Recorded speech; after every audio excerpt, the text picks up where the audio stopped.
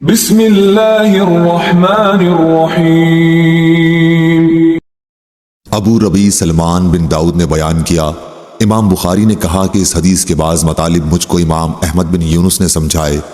کہا ہم سے فلیح بن سلیمان نے بیان کیا، ان سے ابن شہاب ظاہری نے بیان کیا، ان سے عروہ بن زبیر، سعید بن مسیب، علقمہ بن وقاص لیثی اور عبید اللہ بن عبداللہ بن عتبہ نے، اور ان سے نبی کریم صلی اللہ علیہ وسلم کی زوجہ مطہرہ حضرت عائشہ رضی اللہ عنہا نے وہ قصہ بیان کیا جب تہمت لگانے والوں نے ان پر تہمت لگائی، لیکن اللہ تعالیٰ نے خود انہیں اس سے بری قرار دیا۔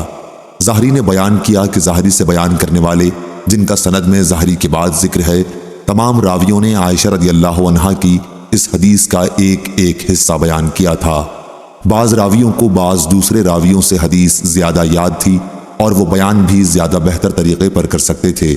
بہرحال ان سب راویوں سے میں نے یہ حدیث پوری طرح محفوظ کر لی تھی جسے وہ عائشہ رضی اللہ عنہا سے بیان کرتے تھے۔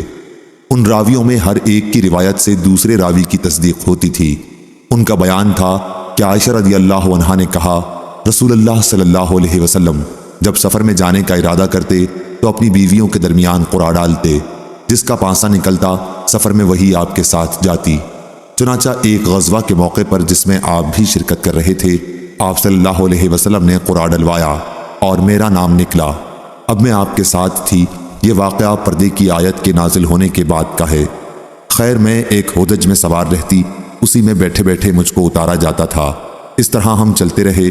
پھر جب رسول اللہ صلی اللہ علیہ وسلم جہاد سے فارغ ہو کر واپس ہوئے اور ہم مدینے کے قریب پہنچ گئے تو ایک رات آپ نے کوچ کا اعلان کروایا۔ میں یہ حکم سنتے ہی اٹھی اور لشکر سے آگے بڑھ گئی۔ جب حاجت سے فارغ ہوئی تو کجاوے کے پاس آ گئی۔ وہاں پہنچ کر جو میں نے اپنا سینہ ٹٹولا تو میرا اظفار کے کالے نگینوں کا ہار موجود نہیں تھا، اس لیے میں وہاں دوبارہ پہنچی جہاں قضائے حاجت کے لیے گئی تھی۔ اس عرصے میں وہ اصحاب جو مجھے سوار کراتے تھے آئے اور میرا ہودج اٹھا کر میرے اونٹ پر رکھ دیا۔ وہ یہی سمجھے کہ میں اس میں بیٹھی ہوں۔ ان دنوں عورتیں ہلکی پھلکی ہوتی تھیں، بھاری بھرکم نہیں۔ گوشت ان میں زیادہ نہیں رہتا تھا کیونکہ بہت معمولی غذا کھاتی تھیں، اس لیے ان لوگوں نے جب ہودج کو اٹھایا تو انہیں اس کے بوجھ میں کوئی فرق معلوم نہیں ہوا۔ میں یوں بھی نوعمر لڑکی تھی، چنانچہ اصحاب نے اونٹ کو ہانک دیا اور خود بھی اس کے ساتھ چلنے لگے۔ جب لشکر روانہ ہو چکا تو مجھے اپنا ہار ملا اور میں پڑاؤ کی جگہ آئی، لیکن وہاں کوئی آدمی موجود نہ تھا، اس لیے میں اس جگہ گئی جہاں پہلے میرا قیام تھا کہ جب وہ لوگ مجھے نہیں پائیں گے تو یہیں لوٹ کے آئیں گے۔ اپنی جگہ پہنچ کر میں یوں ہی بیٹھی ہوئی تھی کہ میری آنکھ لگ گئی اور میں سو گئی۔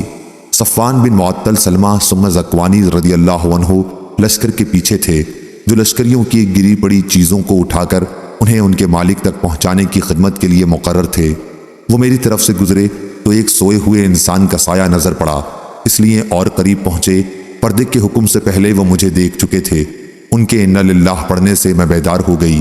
آخر انہوں نے اپنا اونٹ بٹھایا اور اس کے اگلے پاؤں کو موڑ دیا تاکہ بلا کسی مدد کے میں خود سوار ہو سکوں۔ چنانچہ میں سوار ہو گئی۔ اب وہ اونٹ پر مجھے بٹھائے ہوئے خود اس کے آگے آگے چلنے لگے۔ اسی طرح ہم جب لشکر کے قریب پہنچے تو لوگ بھری دوپہر میں آرام کے لیے پڑاؤ ڈال چکے تھے۔ اتنی ہی بات تھی جس کی بنیاد پر جسے ہلاک ہونا تھا وہ ہلاک ہوا، اور تہمت کے معاملے میں پیش عبداللہ بن ابی ابن سلول منافق تھا۔ پھر ہم مدینے آ گئے اور میں 1 مہینے تک بیمار رہی۔ تہمت لگانے والوں کی باتوں کا خوب چرچا ہو رہا تھا۔ اپنی اس بیماری کے دوران مجھے اس سے بھی بڑا شبہ ہوتا تھا کہ ان دنوں رسول اللہ صلی اللہ علیہ وسلم کا وہ لطف و کرم بھی میں نہیں دیکھتی تھی جن کا مشاہدہ اپنی پچھلی بیماریوں میں کر چکی تھی۔ بس آپ گھر میں جب آتے تو سلام کرتے اور صرف اتنا دریافت فرما لیتے، مزاج کیسا ہے؟ جو باتیں تہمت لگانے والے پھیلا رہے تھے ان میں سے کوئی بات مجھے معلوم نہیں تھی۔ جب میری صحت کچھ ٹھیک ہوئی تو ایک رات میں مستح کے ساتھ مناصے کی طرف گئی۔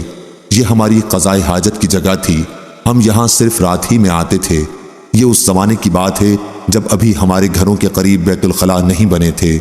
میدان میں جانے کے سلسلے میں قضائے حاجت کے لیے ہمارا طرز عمل قدیم عرب کی طرح تھا۔ میں اور مستح بنت ابی رحم چل رہے تھے کہ وہ اپنی چادر میں الجھ کر گر پڑی اور ان کی زبان سے نکل گیا، مستح برباد ہو۔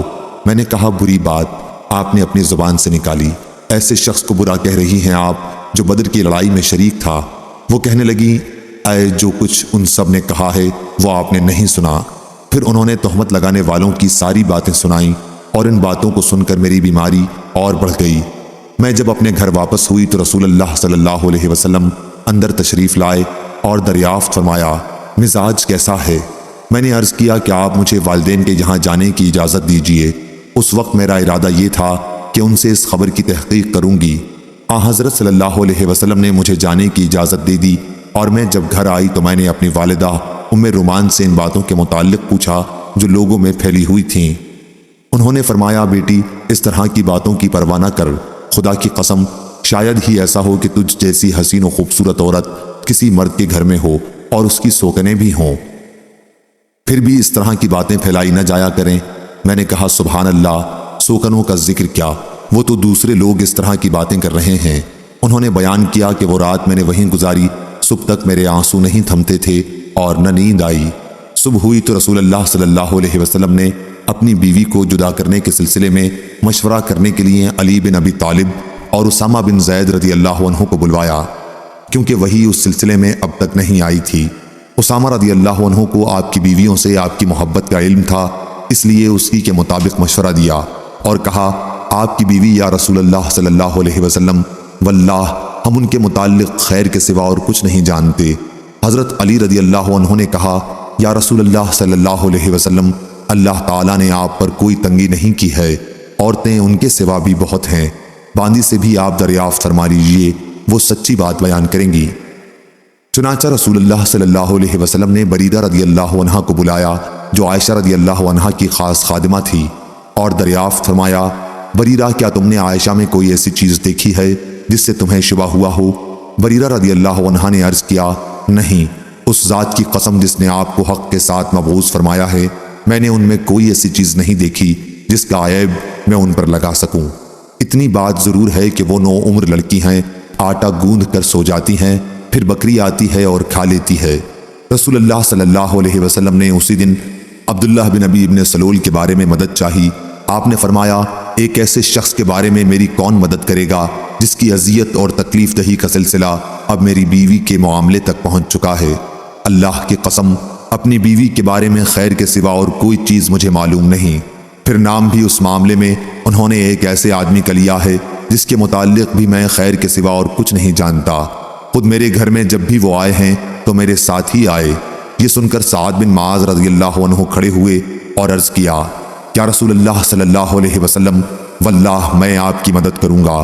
اگر وہ شخص جس کے متعلق تہمت لگانے کا آپ نے اشارہ فرمایا ہے اوس قبیلے سے ہوگا تو ہم اس کی گردن مار دیں گے، کیونکہ سعد رضی اللہ عنہ خود قبیلہ اوس کے سردار تھے۔ اور اگر وہ خزرج کا آدمی ہوا تو آپ ہمیں حکم دیں، جو بھی آپ کا حکم ہوگا ہم تعمیل کریں گے۔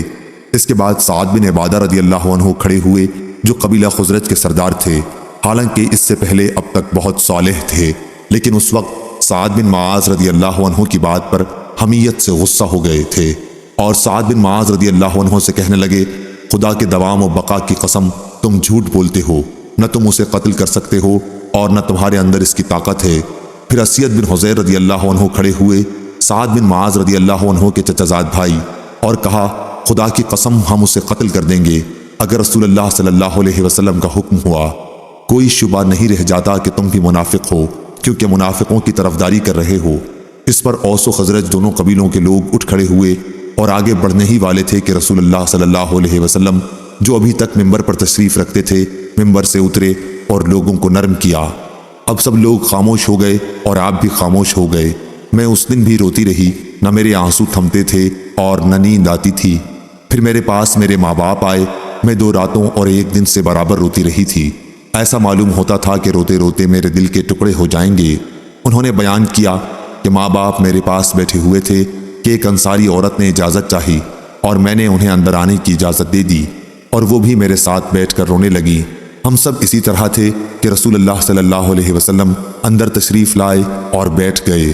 جس دن سے میرے متعلق وہ باتیں کہی جا رہی تھیں جو کبھی نہیں کہی گئی تھیں، اس دن سے میرے پاس آپ نہیں بیٹھے تھے۔ آپ صلی اللہ علیہ وسلم 1 مہینے تک انتظار کرتے رہے تھے، لیکن میرے معاملے میں کوئی وحی آپ پر نازل نہیں ہوئی تھی۔ عائشہ رضی اللہ عنہا نے بیان کیا کہ پھر آپ صلی اللہ علیہ وسلم نے تشہد پڑھی اور فرمایا، عائشہ تمہارے متعلق مجھے یہ باتیں معلوم ہوئیں، اگر تم اس معاملے میں بری ہو تو اللہ تعالیٰ بھی تمہاری برت ظاہر کر دے گا، اور اگر تم نے گناہ کیا ہے تو اللہ تعالیٰ سے مغفرت چاہو اور اس کے حضور توبہ کرو کہ بندہ جب اپنے گناہ کا اقرار کر کے توبہ کرتا ہے تو اللہ تعالیٰ بھی اس کی توبہ قبول کرتا ہے۔ جو ہی آپ صلی اللہ علیہ وسلم نے اپنی گفتگو ختم کی، میرے آنسو اس طرح خشک ہو گئے کہ اب ایک قطرہ بھی محسوس نہیں ہوتا تھا۔ میں نے اپنے باپ سے کہا کیا آپ رسول اللہ صلی اللہ علیہ وسلم سے میرے متعلق کہیے، لیکن انہوں نے کہا قسم اللہ کی مجھے نہیں معلوم کیا حضرت صلی اللہ علیہ وسلم سے مجھے کیا کہنا چاہیے۔ میں نے اپنی ماں سے کہا کہ رسول اللہ صلی اللہ علیہ وسلم نے جو کچھ فرمایا اس کے متعلق حضور صلی اللہ علیہ وسلم سے آپ ہی کچھ کہیے۔ انہوں نے بھی یہی فرما دیا کہ قسم اللہ کی مجھے معلوم نہیں کہ مجھے رسول اللہ صلی اللہ علیہ وسلم سے کیا کہنا چاہیے۔ انہوں نے بیان کیا کہ میں نوعمر لڑکی تھی، قرآن مجھے زیادہ یاد نہیں تھا۔ میں نے کہا اللہ گواہ ہے مجھے معلوم ہوا کہ آپ لوگوں نے بھی لوگوں کی افواہ سنی ہے اور آپ لوگوں کے دلوں میں وہ بات بیٹھ گئی ہے اور اس کی تصدیق بھی آپ لوگ کر چکے ہیں۔ اس لیے اب اگر میں کہوں کہ میں اس بہتان سے بری ہوں اور اللہ خوب جانتا ہے کہ میں واقعی اس سے بری ہوں تو آپ لوگ میرے اس معاملے میں تصدیق نہیں کریں گے، لیکن اگر میں گناہ کو اپنے ذمہ لے لوں حالانکہ اللہ تعالیٰ خوب جانتا ہے کہ میں اس سے بری ہوں تو آپ لوگ میری بات کی تصدیق کر دیں گے۔ قسم اللہ کی میں اس وقت اپنی اور آپ لوگوں کی کوئی مثال یوسف علیہ السلام کے والد یعقوب علیہ السلام کے سوا نہیں پاتی کہ انہوں نے بھی فرمایا تھا بس صبر جمیل، صبر ہی بہتر ہے، اور جو کچھ تم کہتے ہو اس معاملے میں میرا مددگار اللہ تعالیٰ ہے۔ اس کے بعد بستر پر میں نے اپنا رخ دوسری طرف کر لیا اور مجھے امید تھی کہ خود اللہ تعالیٰ میری برت کرے گا، لیکن میرا یہ خیال کبھی نہ تھا کہ میرے متعلق وہی نازل ہوگی۔ میری اپنی نظر میں حیثیت اس سے بہت معمولی تھی کہ قرآن مجید میں میرے متعلق کوئی آیت نازل ہو۔ ہاں مجھے اتنی امید ضرور تھی کہ آپ کوئی خواب دیکھیں گے جس میں اللہ تعالیٰ مجھے بری فرما دے گا۔